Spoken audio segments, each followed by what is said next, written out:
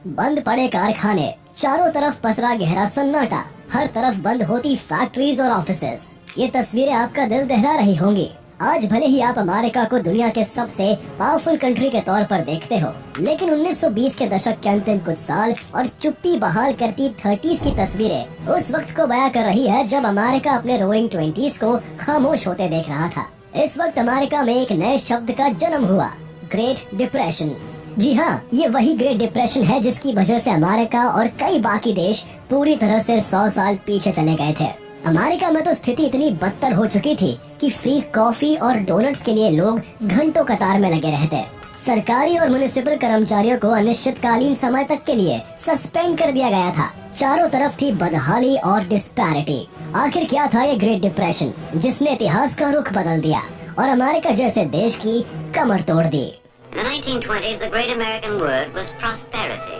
Now the 30s have begun and there is a new word, depression.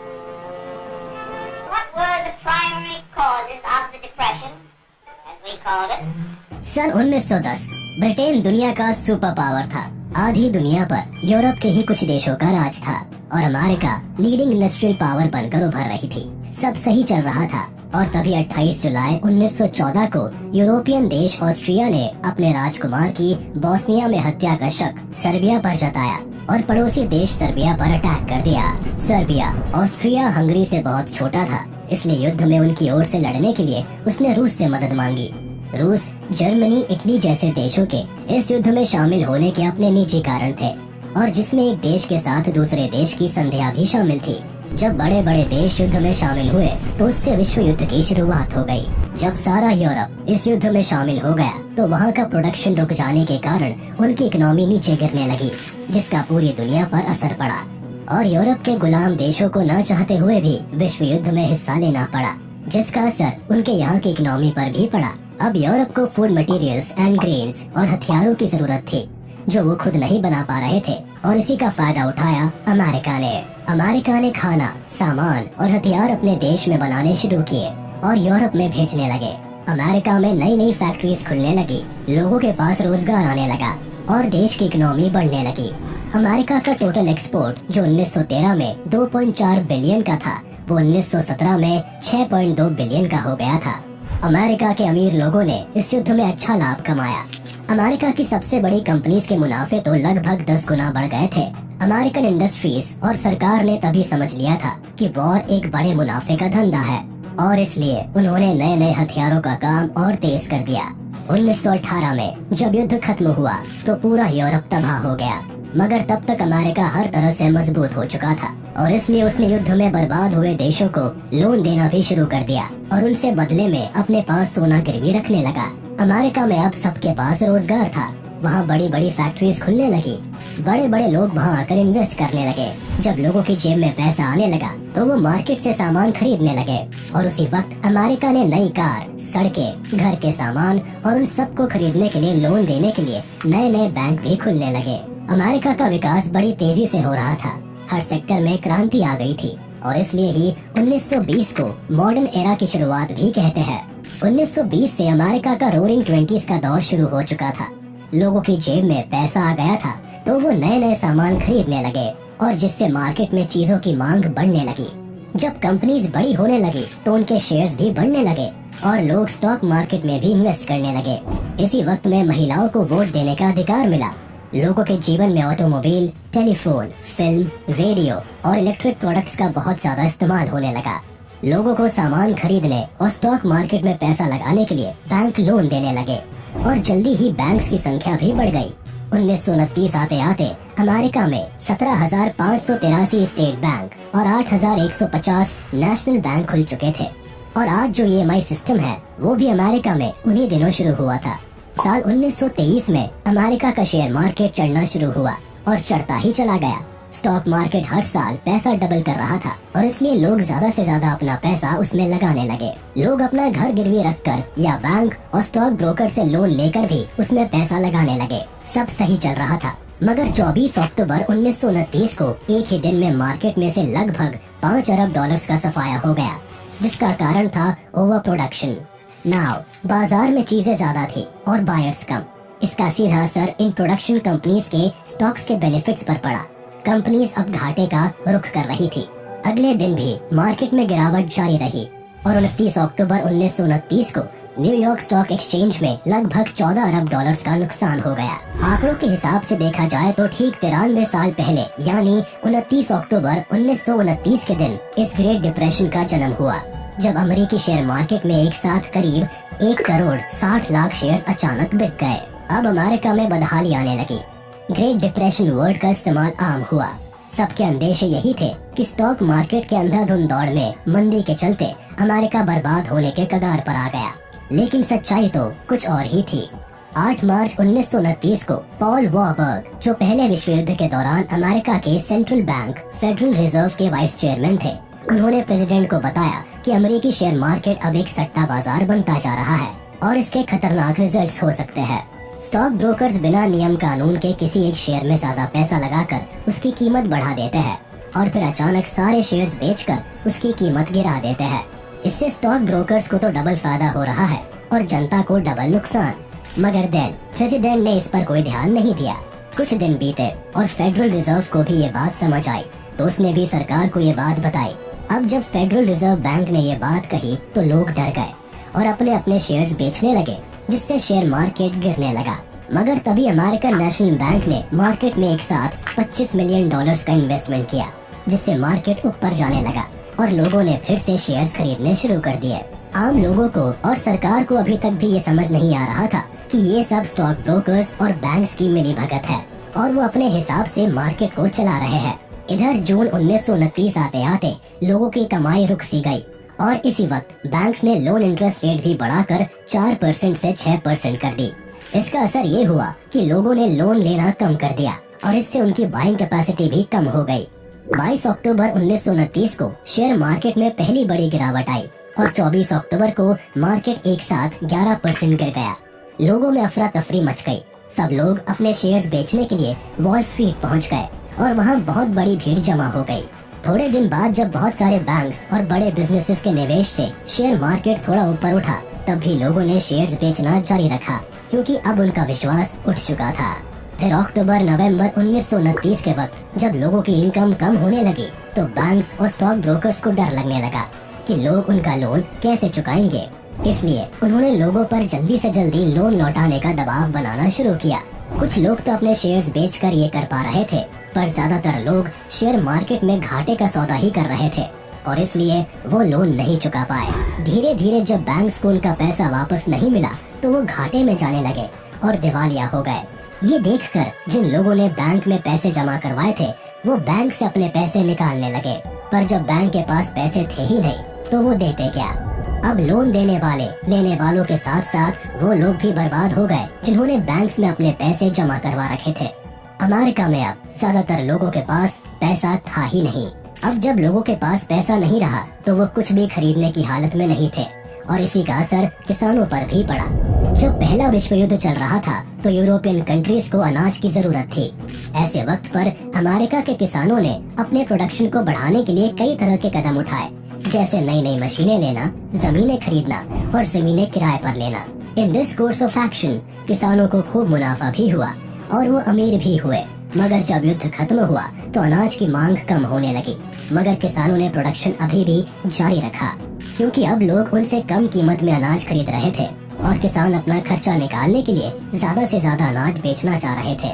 1929 आते आते जब लोगों की जेब में पैसा खत्म होने लगा तो फिर किसान कैसे बच सकते थे और इसलिए वो भी अब सड़कों पर आ गए। एक तरफ प्रोडक्शन बढ़ रहा था और दूसरी तरफ बेरोजगारी में भी उतनी ही तेजी से बढ़ोतरी हो रही थी। बेरोजगारी बढ़ने से लोगों विशेषकर मजदूरों की कमाई में बहुत कमी आ गई। कारखानों में मजदूरों की छटनी शुरू हो गई और तैयार माल को कीमत कम करके बेचने की कोशिश होने लगी, जिससे इकोनॉमिक क्राइसिस की स्पीड और तेज हो गई। अमेरिका ने जब ये देखा तो अपने किसानों और बिजनेस को बचाने के लिए बाहर से आने वाले सामान पर इम्पोर्ट ड्यूटी लगा दी, जिससे कि अमेरिका में बना सामान ज्यादा बिक सके। मगर अमेरिका के साथ साथ दूसरे देश भी अपनी इकोनॉमी सही करना चाहते थे और युद्ध के बाद सभी देश आत्मनिर्भर बनकर खुद को इस युद्ध में हुई बर्बादी से उभारने की कोशिश कर रहे थे। अमेरिका को देखते हुए दूसरे देशों ने भी बाहरी देशों से आने वाले माल पर हायर टैक्स लगाए। एंड विदेशों से आने वाले सामान की मात्रा तय कर दी। हर जगह विदेशी चीजों की जगह स्वदेशी चीजों के इस्तेमाल करने पर जोर दिया जाने लगा। इमिग्रेशन कंट्रोल से संबंधित नए नए कानून लागू कर दिए गए। अब इसका असर ये हुआ कि इंटरनेशनल बिजनेस पहले की तुलना में काफी कम हो गया। अब इसका भी सबसे ज्यादा असर उन देशों पर पड़ा जो युद्ध में बर्बाद हो गए थे और अभी लोन लौटाने की तैयारी कर रहे थे। उन्हें इंटरनेशनल बिजनेस की बहुत ज्यादा जरूरत थी और वही ठप पड़ चुका था।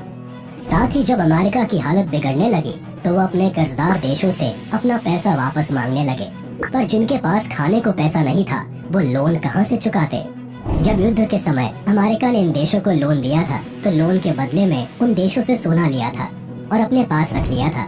ज्यादातर युद्ध में शामिल देशों को लोन देने के कारण धीरे धीरे विश्व का 60% सोना अमेरिका में जमा हो गया। इससे दुनिया में सोने की कमी हो गई और अलग अलग जगह पर सोने के सिक्कों की कीमत बढ़ जाने से उन देशों की करेंसी टूट गई। जब अमेरिका को उसका लोन वापस नहीं मिला तो अमेरिका की हालत और खराब हो गई और साथ ही यूरोपियन देशों की भी हालत बिगड़ने लगी, क्योंकि अब न उनके पास कोई लोन देने वाला था, न ही उनके यहाँ वर्ल्ड वॉर की बर्बादी के बाद कुछ प्रोडक्शन शुरू हुआ था। अब जब अमेरिका की खराब हालत का असर युद्धग्रस्त यूरोपियन कंट्रीज पर हुआ तो इसका असर पूरी दुनिया पर भी होने लगा, क्योंकि उस वक्त आधी से ज्यादा दुनिया पर यूरोप के कुछ देशों का ही राज था। यूरोप से लेकर अफ्रीका और एशिया से लेकर ऑस्ट्रेलिया की इकोनॉमी पर बहुत तरह के प्रभाव देखने को मिले। इकोनॉमिक क्राइसिस का पहला शिकार ऑस्ट्रिया हुआ। 11 मई 1931 को लोगों को पता चला कि ऑस्ट्रिया का सबसे बड़ा गैर सरकारी बैंक क्रेडिट एंस्टॉल्ट का दिवाला निकलने वाला है। इसका असर ये हुआ कि पूरे यूरोपीय देश घबरा गए और वो ये मानने लगे कि इन राज्यों से अब लोन की वापसी की आशा करना बेकार है। इससे जर्मनी ज्यादा प्रभावित हुआ, क्योंकि वहाँ बैंक कारोबार पहले ही खराब दौर से गुजर रहा था। उस वक्त ऑस्ट्रिया की सरकार ने लोगों को सांत्वना देने के लिए एक नोटिस निकालकर यहाँ तक कह दिया कि बैंक की सभी फॉरेन ऑब्लिगेशंस की जिम्मेदारी वो अपने ऊपर लेती है। लेकिन इकोनॉमिक क्राइसिस इतना बढ़ चुका था कि सरकार के आश्वासन के बाद भी स्थिति में सुधार नहीं हो पाया। जर्मनी में तो लोगों में इतना डर बैठ गया था कि केवल 3 सप्ताह में फॉरेन कैपिटलिस्ट ने जर्मन बैंक से 5 करोड़ पाउंड्स का अपना जमा लोन वापस निकाल लिया। इसका असर जर्मन बिजनेसमैन पर भी पड़ा और वे भी अपने देश की सबसे बड़े फाइनेंशियल इंस्टीट्यूशन डार्मस्टर और नेशनल बैंक डार्मस्टैट से किसी न किसी बहाने से बड़ी तादाद में अपना जमा पैसा निकालने लगे। जब हालत ज्यादा बिगड़ने लगी तो बैंक को ही बंद कर देना पड़ा। इसके बाद सरकार ने स्थिति को देखते हुए रीच बैंक के अलावा दूसरे सभी बैंक्स को अनिश्चित वक्त के लिए बंद कर दिया। बैंक्स के बंद होते ही मंदी और ज्यादा बढ़ गई, लोगों की हालत और ज्यादा खराब होने लगी और इसका सबसे ज्यादा असर हुआ मिडिल क्लास लोगों पर। महामंदी की वजह से जर्मनी में सबसे ज्यादा बेरोजगारी बढ़ी। 1929 में जर्मनी के लगभग 60 लाख लोगों की नौकरी चली गई। इस महामंदी का असर जर्मनी की पॉलिटिक्स पर भी पड़ा, जिसके चलते जर्मनी के सत्ताधारी लोगों की इमेज खराब हुई। तो नाजी पार्टी के नेता अडोल्फ हिटलर ने इसका फायदा उठाया और खुद को गवर्नमेंट घोषित कर दिया। जर्मनी में आई इकोनॉमिक क्राइसिस के कारण ही नाजिज्म ने जर्मनी पर अपना शासन जमा लिया था। ऑस्ट्रिया और जर्मनी में बैंक्स के फेल हो जाने का प्रभाव ब्रिटेन पर भी पड़ा और वहाँ भी लोग बैंक ऑफ इंग्लैंड से अपना पैसा निकालने लगे, क्योंकि लोगों को अब बैंक्स में विश्वास नहीं रहा था। जब जुलाई 1931 में बैंक ऑफ इंग्लैंड की स्थिति डामाडोल होने लगी तो तब अगस्त में उसने अमेरिका और फ्रांसीसी बैंक से 5 करोड़ पाउंड्स का लोन लेकर खुद को बचाए रखा, मगर इससे भी ज्यादा कुछ फर्क नहीं पड़ा। लोगों का विश्वास उठ चुका था और इसलिए वो लगातार अपना पैसा बैंक ऑफ इंग्लैंड से निकालते ही रहे। इस इकोनॉमिक क्राइसिस का मुकाबला करने के लिए प्रधानमंत्री मैकडोनाल्ड ने इस्तीफा दे दिया और अपोजिशन पार्टीज को अपने साथ लेकर एक नेशनल गवर्नमेंट बनाई। लेकिन लोगों का भरोसा वापस नहीं आया और केवल 18 सितंबर 1931 के दिन 1 करोड़ 80 लाख पाउंड्स बैंक से वापस ले लिया गया। परेशान होकर जब ब्रिटिश सरकार ने अपनी करेंसी की वैल्यू गोल्ड स्टैंडर्ड्स के अनुसार मानने से मना किया तो पाउंड्स की वैल्यू 1/4 कम हो गई। इससे इंग्लैंड को तो फायदा हुआ, लेकिन दूसरे यूरोपीय देशों पर ये उल्टा पड़ गया। वहाँ कीमतों में पहले ही गिरावट चल रही थी, इसके बाद अब और ज्यादा गिरावट आ गई। यूरोप के ज्यादातर स्टॉक एक्सचेंज बंद हो गए और कई और देशों ने भी गोल्ड स्टैंडर्ड को खत्म कर दिया। सिर्फ अमेरिका, फ्रांस, इटली जैसे कुछ देशों ने ही गोल्ड स्टैंडर्ड को बनाए रखा। अब यूरोप में पैसों की कमी के कारण फैक्ट्रीज और कारखाने बंद होने लगे। लोग बेरोजगार हो गए। लोगों ने अपना पेट भरने के लिए जमीन, घर और गाड़ियां बेचना शुरू कर दिया। अमेरिका में तो लोग सब कुछ बेचकर अपनी कार्स में रहने लगे और जिनके पास कार नहीं थी वो झोपड़ियां बनाकर गुजारा करने लगे। अमेरिका में जगह जगह पर ऐसी झोपड़ियां दिखने लगी और जिनको लोग हूवर विले कहते थे क्योंकि उनका मानना था कि ये सब जो देश में हो रहा है और उनकी हालत खराब हुई है, उसके जिम्मेदार प्रेसिडेंट हर्बर्ट हूवर ही है। अमेरिका की ज्यादातर जनता जब सड़कों पर आ चुकी थी, लोगों के पास रहने और खाने तक की सुविधा नहीं थी। खाने की कमी के कारण उन्हें कई संस्थानों और सरकार के द्वारा दिए जाने वाले फ्री सूप और ब्रेड पर अपना गुजारा करना पड़ता था।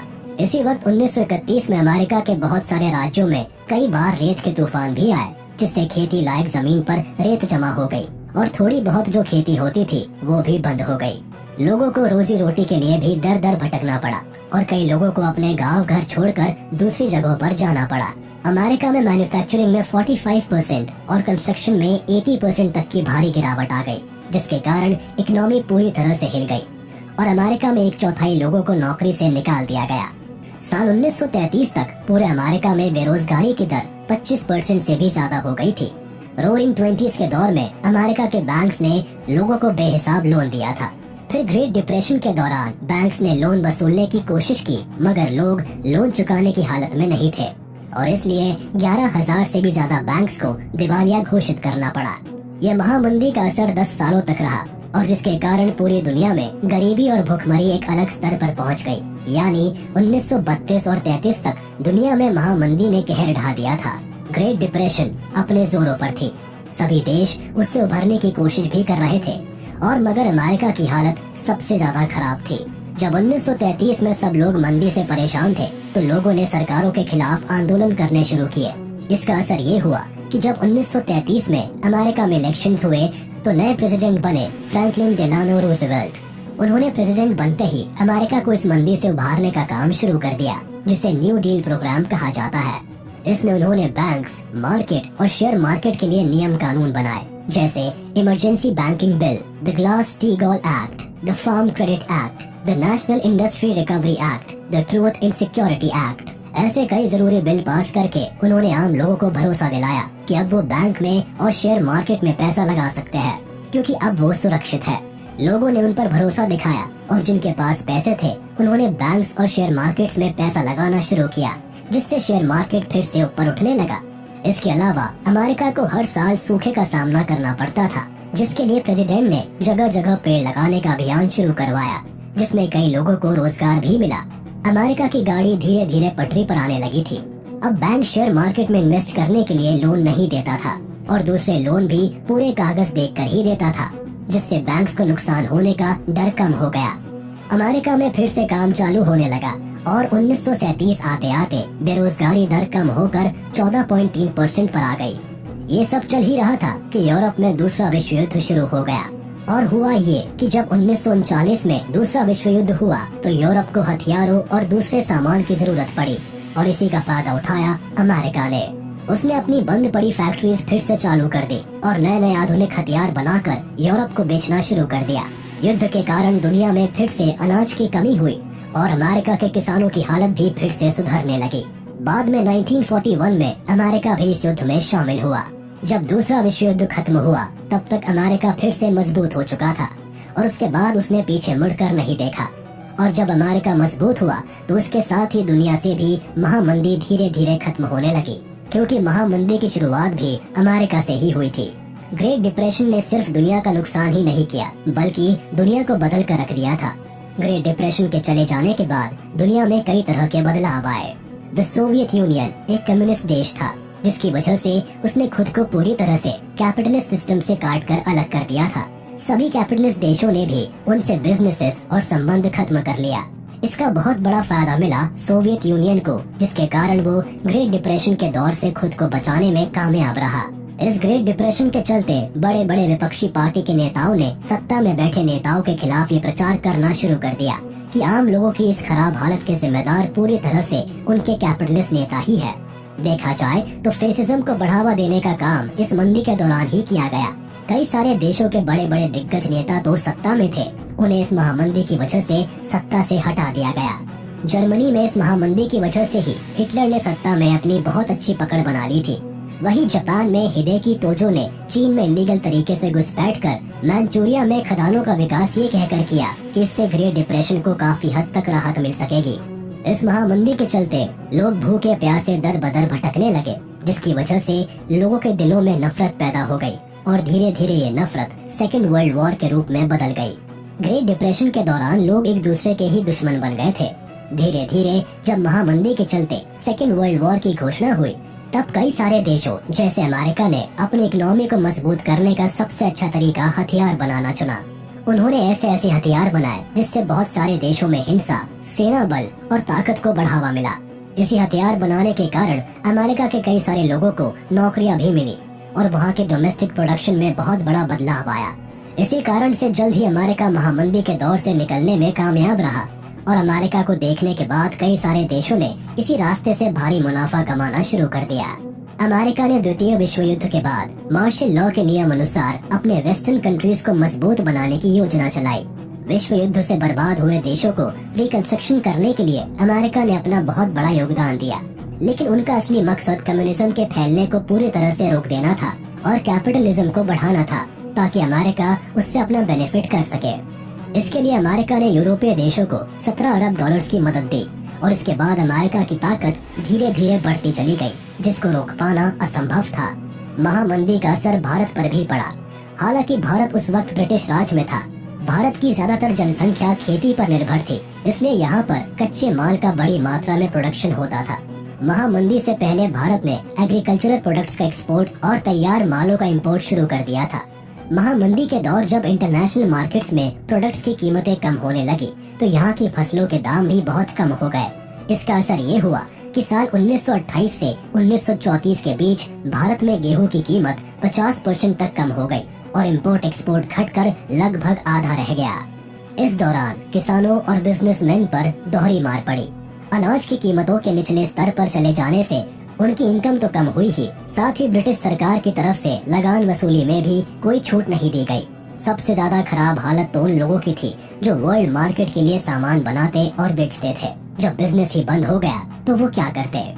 इतना ही नहीं, जब भारत से एक्सपोर्ट घट गया तो पटसन यानी जूट की कीमतें भी 60% से ज्यादा की गिरावट आ गई, जिससे बंगाल के वे खेतीहर मजदूर जिन्होंने अच्छी कमाई की उम्मीद में कच्चे पटसन की खेती शुरू कर दी थी, वे कर्ज के बोझ से दब गए।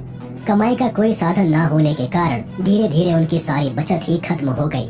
उसी दौरान किसानों और खेतीहर मजदूरों के साथ साथ दिहाड़ी कामगारों के सामने भी खाने के लाले पड़ गए थे। उनके पास 2 वक्त की रोटी के लिए भी पैसा नहीं था। ऐसे में उन्होंने अपने खर्चे चलाने के लिए घर के गहने जेवर मार्केट में बेचना शुरू कर दिया। मार्केट में भारी मात्रा में सोना पहुंचने लगा और ब्रिटिश सरकार ने लोगों की इस मजबूरी का पूरा फायदा उठाया। उन्होंने भारत से gold and other precious metals का एक्सपोर्ट शुरू कर दिया, जिससे ब्रिटेन की इकोनॉमी तो सुधरी, लेकिन भारतीय किसानों की स्थिति में कोई बदलाव नहीं हुआ।